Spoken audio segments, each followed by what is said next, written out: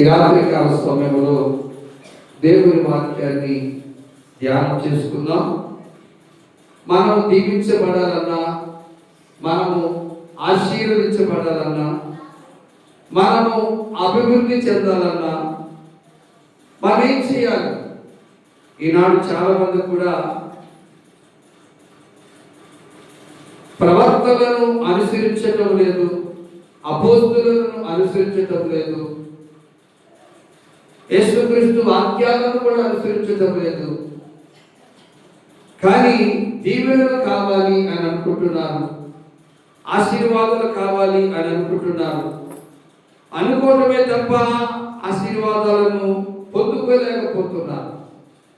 దానిగా తెలియజేస్తున్నాము, మనం దీవించబడాలన్నా, మనం ఆశీర్వించబడాలన్నా, మనం వెలిగించబడాలన్నా, మనం క్షేమంగా ఉండాలన్నా యేసు ప్రభుల వారు మనకు ఒక మాదిరి నుంచి వెళ్ళారు.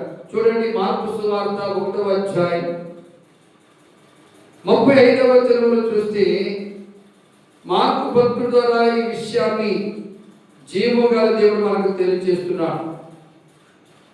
మార్కు సువార్త 1వ అధ్యాయం, ఆయన పెద్దల కడనే లేచి ఇంకను చాలా చీకటిగా ఉండగా అరణ్య ప్రదేశమునకు వెళ్ళి అక్కడ ప్రార్థన చేయుచుండెను. దేవునికి స్తోత్రం చెబుదాం. హల్లెలూయా.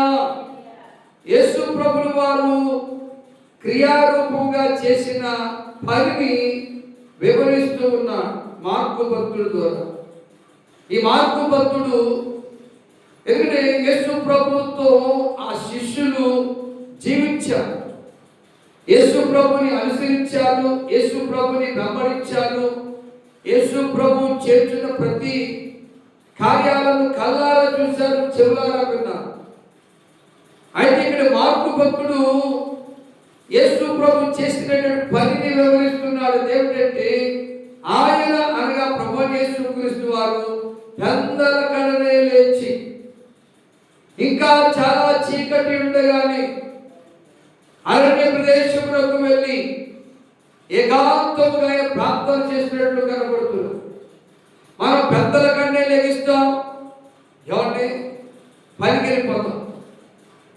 మనం పెద్దల కన్నే లెగిస్తాం, వాకిళ్ళు ముడుచుకుంటాం, కొంతమంది అయితే కళ్ళప్పులు వేసుకుంటారు, కొంతమంది అయితే ముగ్గులు వేసుకుంటారు. ఎవరిని? ఇది మనుషులు చేసే పని, ఇది మానవుడు చేస్తున్న పని. కానీ మనుషులను సృష్టించిన సృష్టికర్త పెద్దల కన్నా లేచి అంటు తోముకును, వాకులు ముడుచుకును, కాస్తంత అన్నం వండుకును, ఓ మొత్తం గ్యారేజ్ పెట్టుకును పొలం వెళ్ళిపోవటం కాదు. నరుల కష్టము దేవుని ఆశీర్వాదం కంటే ఎక్కువ కాదని తెలుసుకోనండి.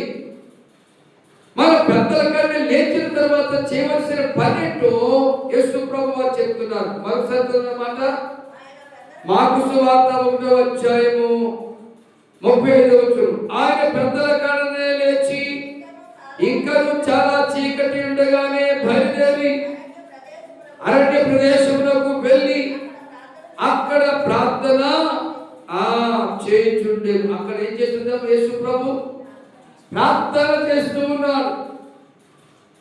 ప్రార్థన వలన మన జీవితాలు ఫలిస్తాయని, ప్రార్థన వలన మన శరీరాలను రోగాలు పోతాయని, ప్రార్థన వలన మన పిల్లలు అభివృద్ధి చెందుతారని, ప్రార్థన వలన మనకు మేలు కలుగుతుందని ఎంతమంది అర్థం చేసుకోగలుగుతున్నారు? అర్థం చేసుకునే వాళ్ళు కాబట్టి ఆశీర్వదించబడతారు. కానీ అబద్ధం చేసుకునే వాళ్ళు కాబట్టి పొద్దుగోకులు ఈ ప్రార్థనలు ఏంటి,